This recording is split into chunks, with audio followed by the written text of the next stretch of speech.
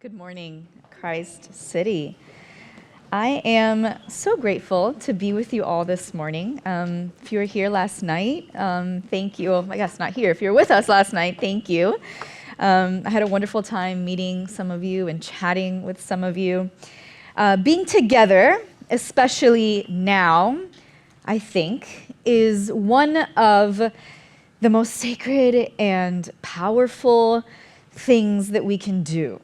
Because resisting empire always begins and ends, is always sustained in and through community, right? When we come together to dream, to imagine, to hope together. Empire wants us alone, and it wants us isolated, because that is where despair and hopelessness thrive. So this is truly, truly sacred work. And every time I get to be with folks who care about justice, who are curious and energized about resisting empire, I'm reminded that while the work ahead of us is long and difficult, we have each other. And it is everything that we need. So before I kind of get into it, I'd like to open our time with a short reflection that I included in my recent book, Liturgies for Resisting Empire, which is why I'm here today, to talk about it with you all a little bit, to share about it. So the Quechua people tell a story about a hummingbird. So there was a time when the great forest caught fire. The flames roared and the smoke billowed, and all the animals fled in fear. Gathering at the edge of the forest, they watched as their home burned and burned. "What can I do?" cried Buck. "This fire is so big and I am so small," howled Fox. Among them hovered a tiny hummingbird, her beak the size of a honeybee. She flew to a nearby stream, picked up a single drop of water, and flew back, dropping it into the fire. She made her way back and forth from the stream to the flames, carrying one drop at a time, over and over and over. The other animals, they watched, confused. Finally, Bear asked her, "Little hummingbird, what are you doing?" The hummingbird looked at the animals and said, "I am doing what I can." Those who have ears, let them hear. So, 2026, huh? We're barely 3 weeks in, and already it feels like so much. We're watching empire implode before our very eyes, and it is both frightening and disorienting to witness. And yet, this moment meets us in the season of Epiphany. And I can't escape the weight of that timing, right? Epiphany in the Christian tradition is a season of revelation, when what has been hidden is made visible, when truth breaks through the dark. In the Epiphany story, foreign astrologers or astronomers, outsiders of power and privilege, follow a strange light in search of a king, and it leads them not to a palace, but to a child, an infant, vulnerable baby child. The Magi see what Herod cannot or will not, that the presence of God does not align with imperial power, with violence, with control. And Herod, threatened by this revelation, responds the way empire always does, with fear, with force, and with bloodshed. If you remember, he tried to then execute all of the infant baby boys. You see, Epiphany exposes not only who God is, but who empire is when it feels its grip slipping. This season is not only about light appearing, it is about lies being stripped of their disguises. Epiphany insists that we see clearly, and once we do, we are responsible for what we do with the light that we have been given. So I was told also that this is a season that you are in a series titled We Will Be, and it is a year of becoming for this church, where you are asking essential questions, right? Like, what kind of people do we want to be in 2026? And who does God say we already are? And these are courageous questions because they assume that formation is never neutral and that we are always being shaped by something. Epiphany has already shown us what empire looks like when its fragile power is exposed. The question now before us is this: what kind of people will we be in response? Because if empire excels at anything, it is formation, right? Empire is skilled at the facade, at creating the illusions it wants us to believe, and then patiently teaching and training us to live inside of them. It habituates us in fear, compliance, in domination, in scarcity, in hierarchy, in violence, and the list goes on and on and on. You can read some of them in this book. And if this is true, then becoming the people of God will require more than awareness. It will demand clarity of vision and intentional resistance, practiced faithfully over time. Because you see, empire, it doesn't always shout. Sometimes it whispers, right? It seeps into our language, our theology, our worship, our very sense of self, until empire's logic begins to feel like God's truth. And the way things are start to seem like the way that they must be, right? That the systems we've inherited are the only possible world.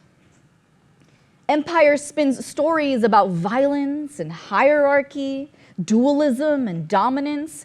It convinces us that dignity is something to be earned rather than already woven into our being, that some lives matter more than others, that for one person to rise, another must fall, that power must always flow downward, that strength requires domination, that peace can only come through the sword. It teaches us to fear difference and flatten nuance, dividing the world into saved and lost, sacred and profane, worthy and unworthy, binaries that distort the divine image in all of us. Empire convinces us we must always be producing, always optimizing, always efficient. It disguises exhaustion as virtue, right? It calls striving faithfulness, overwork, devotion, burnout, sacrifice, ambition, holiness. It tells us our worth is measured by our output, that slowing down is failure, that our bodies exist to serve the machine rather than to experience delight. Empire baptizes us in the gospel of hustle, the religion of scarcity. It promises belonging, but only if we keep up. And these narratives, right, they settle quietly into our hearts, our minds, our bones, becoming the very air we breathe. They're normalized until they sound sacred. But friends, these are not God's stories, right? And if empire has taken root in us and our imaginations, then resistance must begin there too. Friends, before we can dismantle empire out there, we must first be liberated in here. And if you were here last night, you heard me talk about this over and over again. And this struggle, right, this struggle to be free, it's as old as time. All throughout the Hebrew scriptures, we hear echoes of empire in the laments, in the songs of defiance, in the prophets warning the people, do not become the thing you fled. From Moses to Daniel to Esther, from the wilderness to Babylon, God's people continuously wrestle not only with power, but with remembering who they are when empire tries to name them otherwise. Because deliverance, it doesn't erase the ache of what once confined us. The hierarchies we've absorbed, they don't vanish overnight. the urge to control, to compete with one another, to dominate, to commodify, those impulses, they remain. Why? Well, because empire does not surrender easily. And when you live too long in its shadow, you begin not only to think like it, but to replicate it, right? Not out of malice usually, but because it's familiar. An empire hasn't only taken from us our land, our cultural practices, our spiritual ways of knowing, it's also left behind something insidious, a legacy of intergenerational trauma woven into our bodies and our ecosystems alike. I think about this often, especially as a parent. And just as a side note, it's always so wonderful when I bring my beautifully feral toddlers into a space and they just fit right in. So thank you for welcoming them. But yeah, I think about this a lot as a parent, right? I'm grateful for my Cuban upbringing, right? For the stories of survival that formed me, that I still carry in my bones. And I write about this in my first book, Abuelita Faith, the beauty of a grandmother faith that makes something out of nothing, that sings in the dark, that knows an embodied hope. Yet, being fully human also means facing the colonial wounds woven into that inheritance.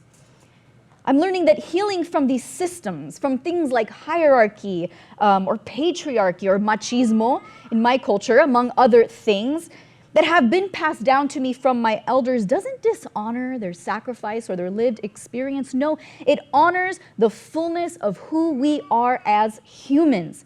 Complex, right? Broken, whole, and healing. Because friends, love isn't silence. Love tells the truth. It grieves what was broken, even as it gives thanks for what was beautiful. To live into freedom is to receive the gifts of our ancestors with one hand, and with the other to gently lay down the harm that they could not name. And that too is resurrection work, isn't it? The holy, sacred work of becoming. And isn't this the paradox of being alive? The tension of holding complexity in a world that demands simplicity. Empire prefers neat categories because black and white thinking, it keeps us safe. But we are not simple people. We are beautifully messy, still learning how to unlearn. And when I catch myself repeating old patterns, echoes of generational wounds, I remember that spiritual growth, it isn't about achieving some sort of purity, which is its own imperial ideal, right? The need to arrive and conquer, to be pure in the dominant culture's eyes. No, spiritual growth is about honesty and it's about integrity. It's about staying awake.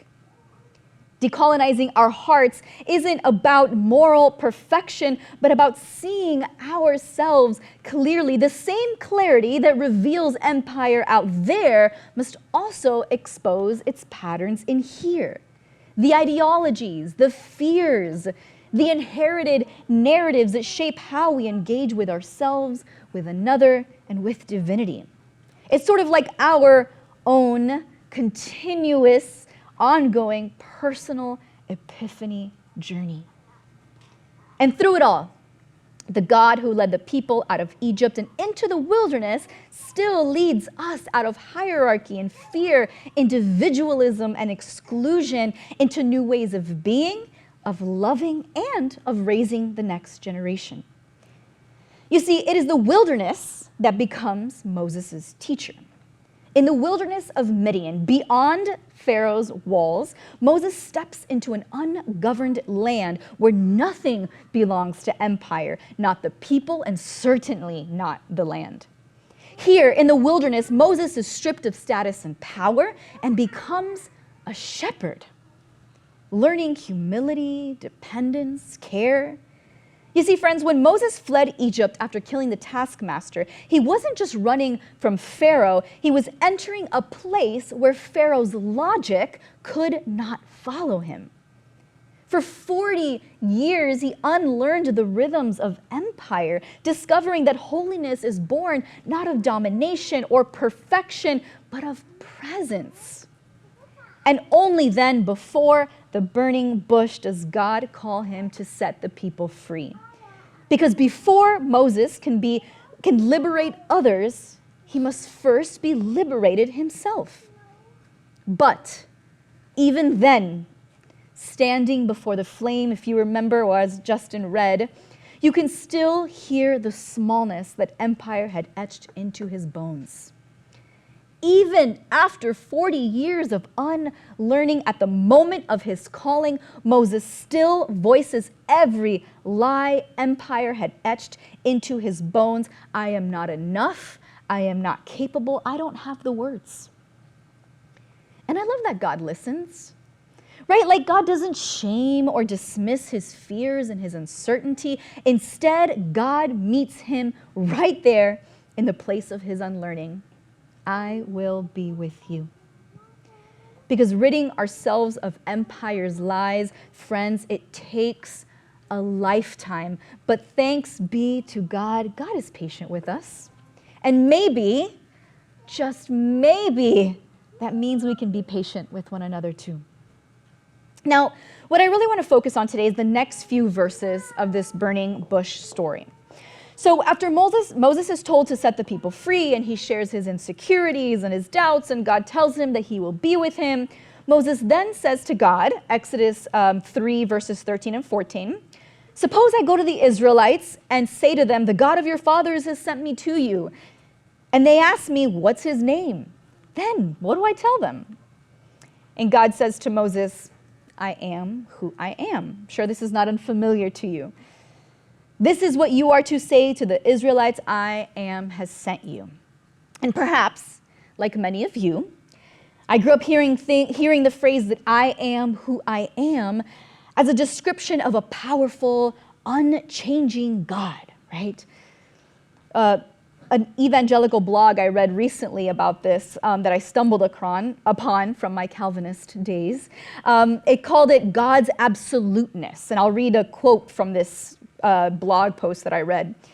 It says, I am who I am means that God is constant.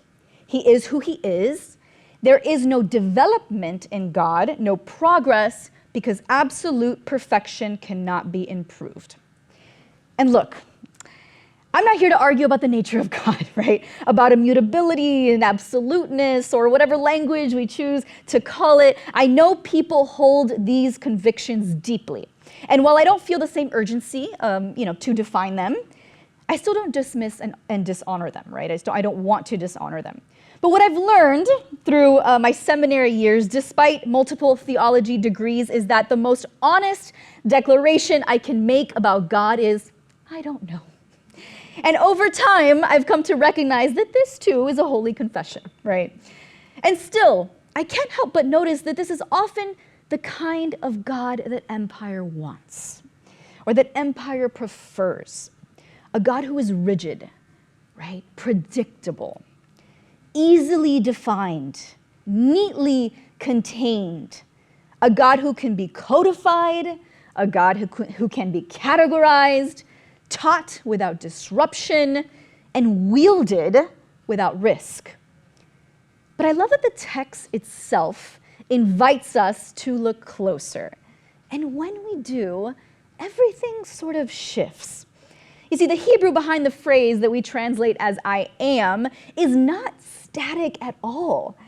The word eye is a living verb, right? It's open, it's unfinished, it's forward-leaning. Biblical Hebrew does not operate with a present tense the way modern English does. Instead, it uses forms that express ongoing or future action, movement toward fulfillment rather than a frozen state of being. Which means that what we flatten into I am actually carries the sense of continuity, fidelity, but most importantly, ongoing and unfolding presence. So when God names himself to Moses, a more faithful rendering is not a metaphysical slogan that we love to repeat, but a promise. A better translation would be, I will be what I will be, or I will become what I choose to become. I am becoming what is yet to be becoming. Do you hear that? This is not the language of empire. As I said, empire depends fixed identities, rigid hierarchies, perfectly defined and understood characteristics, controlled names. It wants a God who can be stabilized and systematized and deployed. One who can be invoked to bless borders and justify violence and sanctify power. But the God that Moses encounters will not give Pharaoh or anyone else a name that can be captured or managed or even weaponized. And friends, this matters deeply for us who are made in the image of this God. If God's life is not locked into static abstraction, then neither are ours. If the divine is in a constant will be posture, then our lives are not closed and predetermined. Our identities are not final drafts. Our relationships, our sense of purpose, our stories, they're not endpoints. They're not products that can be handed down and dictated by the logic of empire, who tells us who we are allowed to be and what we must produce, who assigns value, right, and roles, who marks people as complete or disposable. It insists there is a point at which you are done or finished becoming. But the name of God spoken at the burning bush, it just shatters this logic. It is radical resistance. To bear the image of this God is to be drawn into an ongoing sacred process, not of anxious self-reinvention, but of faithful becoming. It is permission to grow without shame, to heal without hurry, to resist identities imposed on us by fear or by force. It's an invitation to live open to constant transformation, not because we are lacking, but because life with God is always unfolding, friends. It's permission to evolve alongside a God who is always on the move. And here, in the wilderness of our own hearts, we discover that liberation, it is not a destination. Again, that is its own imperial ideal. It is a lifelong journey of unlearning and relearning. Freedom is not something we arrive to once. It's something we practice over and over time. And the God who says, I am, or more truthfully, I will be what I will be, walks ahead of us, not as an idea to be mastered, not as a doctrine to be perfected or controlled, but as a presence to be followed. And this God speaks that name not only to Moses, but to us. I am here. I will be with you. I am with you in your becoming. And that, friends, quietly, stubbornly, relentlessly, is an act of holy resistance, isn't it?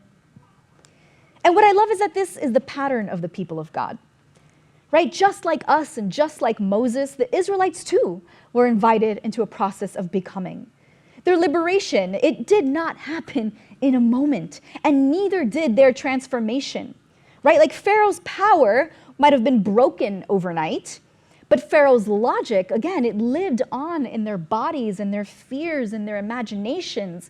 After escaping Pharaoh's grip, they spent 40 years in the wilderness, slowly detoxing from empire's habits, slowly unlearning its rhythm, slowly remembering how to breathe again after generations of holding their breath. Through manna, they learned to trust abundance instead of scarcity. Through God's commands, they learned not to oppress as they'd once been oppressed. 40 years of relearning how to live as free people. And only after that long inner work does God say, okay, you are ready for the promised land.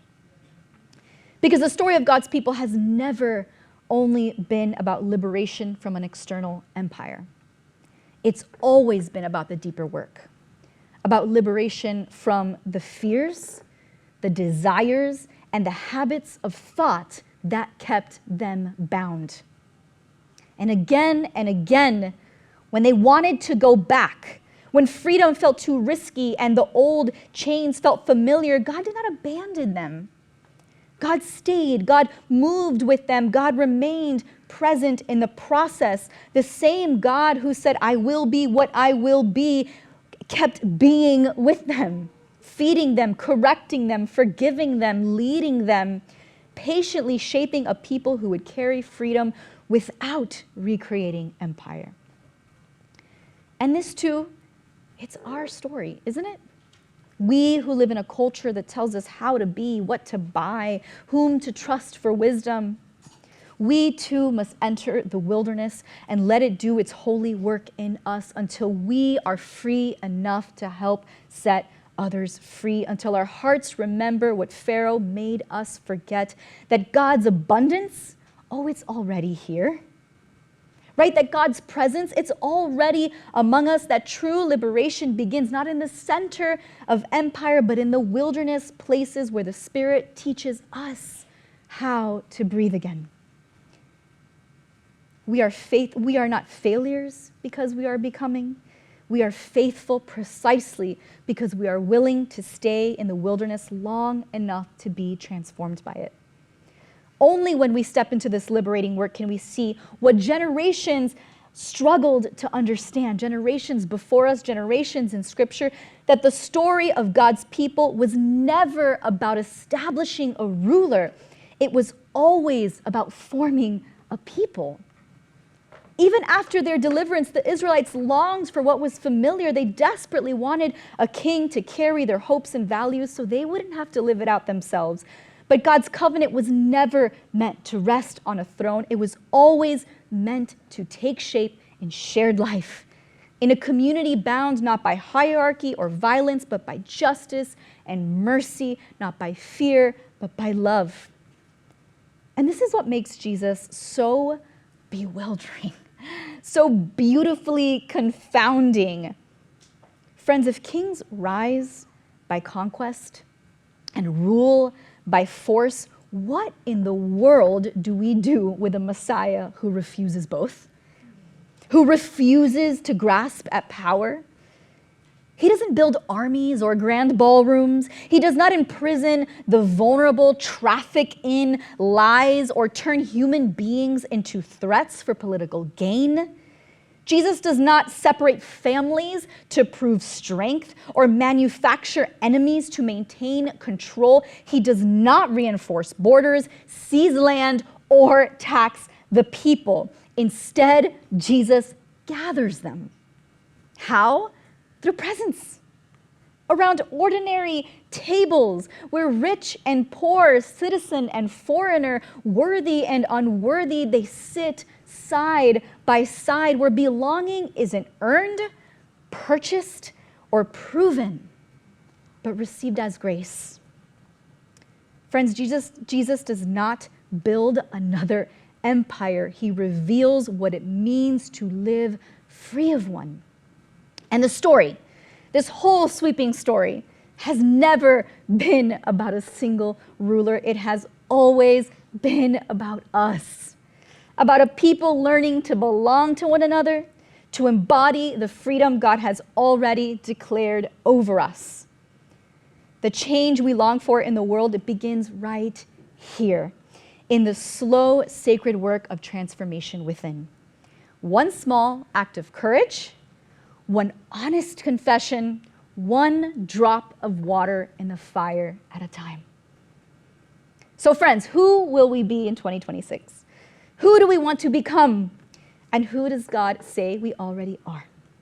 Well, I say we be like the hummingbird, small but steadfast, tending the flames of justice and the work of love, not because we believe we can fix everything, but because faithfulness means showing up anyway.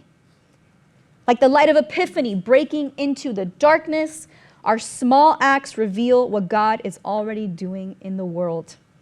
Together we build the world we dream of, the world God intended.